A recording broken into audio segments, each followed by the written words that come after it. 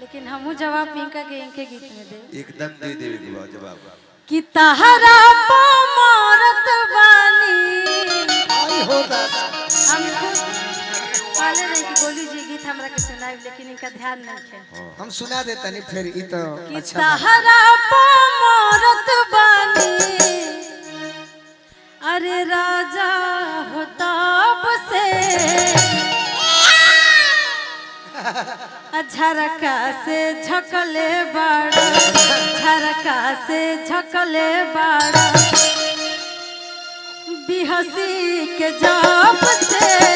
झरका से झकले बाड़ा बिहसी के जाप से तहरा को मोरत बानी रानी हो ताप से तहरा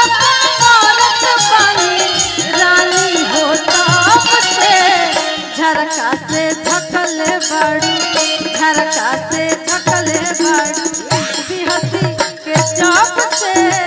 झरका से झकले बाड़ू ये तो बड़ा है देखी ये हमने के एक दूसरा के नहीं जाता इता ऐसे हम पूछ ले चाहे हमने हमारे YouTube चैनल देख ले जा कभी हम स्टेज शेयर ना करेला वो भैया के आदेश रहे हम खुद चाहते रहे कि गोलू जी के गीत सुनी लेकिन श्रोता से हमने के मजबूर हो गए जा भैया काले हाथ ए दिल बर दिलदार चल प्रेमवा से करे के प्यार नैनवा प्यार करे के कलम भी प्यार करे बहुत अच्छा प्यार करे के कलम भी प्यार करे ए दिल बर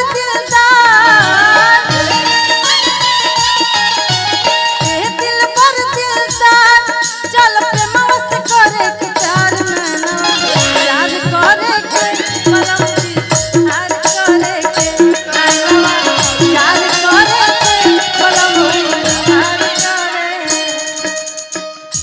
बड़ा ही सुंदर बहुत सुंदर एगो हमार का जाने नौजवान भाई गाना सुनले हुए हैं कि ना कोनो ना कोनो लड़की पर न हुई ना ना बाद में मरही के बाटे तो उ सब जगह पर ठीक लगेला मरही के बाटे तो मुआ दो न जान से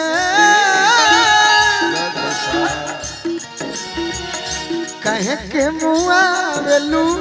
नजरिया के बार से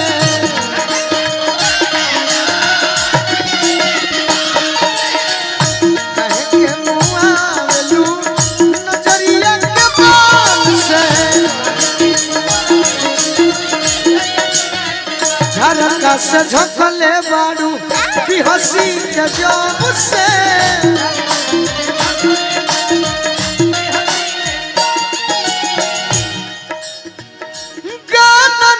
के छोड़ा जब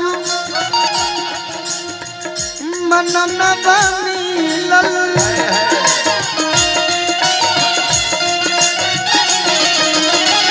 चांदनियन मुखड़ा हई तबे नु खिलल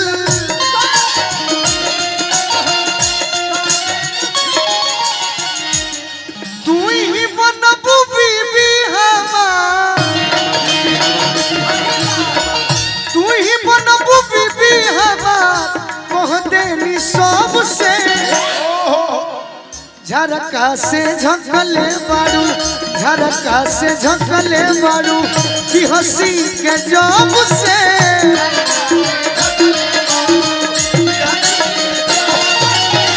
झरका से झकले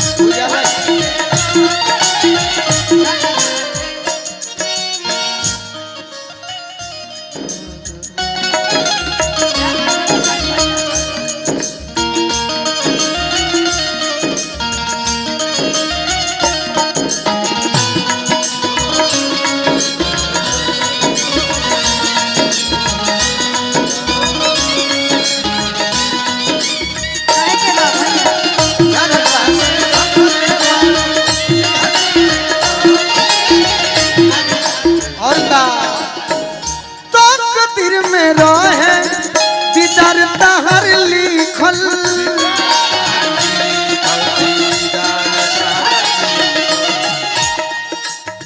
सोना जस सूरत हमारा तो बहिनू दिखल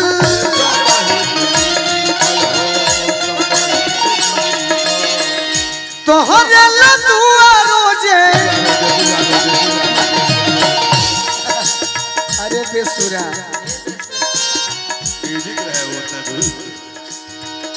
तोहरे लदुआ रोजे करी हम रब से झरका से झकले मारू झरका से झकले मारू बिहसी के जब से आओ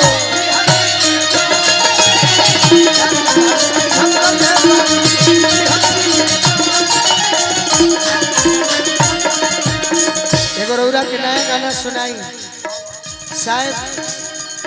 YouTube पर रउरा अंदाजे में सुन ले हो लेकिन मंच के हिसाब से लालमोहर भाई बोली हरेंद्र भाई एगो लड़की के शादी के बाद जब देह भारी हो जाला वाह वाह तो अपना ससुरा में जाले पति देव परेशान हो जाले बात करे खातिर मिले खातिर तो पत्नी नहीं हो रहा को के कह तरीका बहुत कमी हो ई मत बुझी हो हट ससुर के भावना अरे चली आई हो चली आई हो बीतल रतिया साजना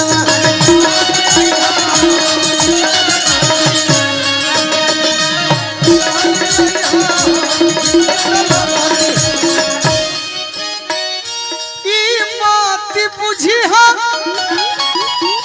हट सासू के तीनों जने के बीच में सासू ये कहीं न बड़ी अब बरियारी आई बड़ी सासू बन के हई तो हमार भौजी ई मत बुझी हो हट सासू के अरे चली आई हो चली आई हो बीतल रतिया साजना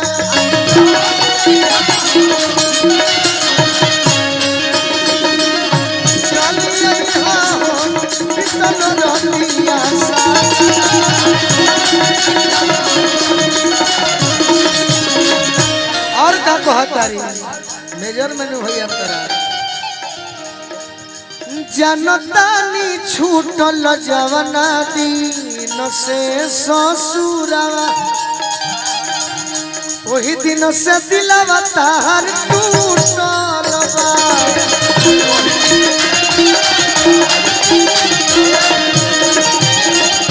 भल ही हम देह लेके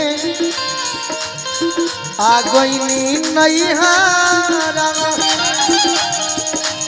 बाकी दिलवा तोहरे से जुटल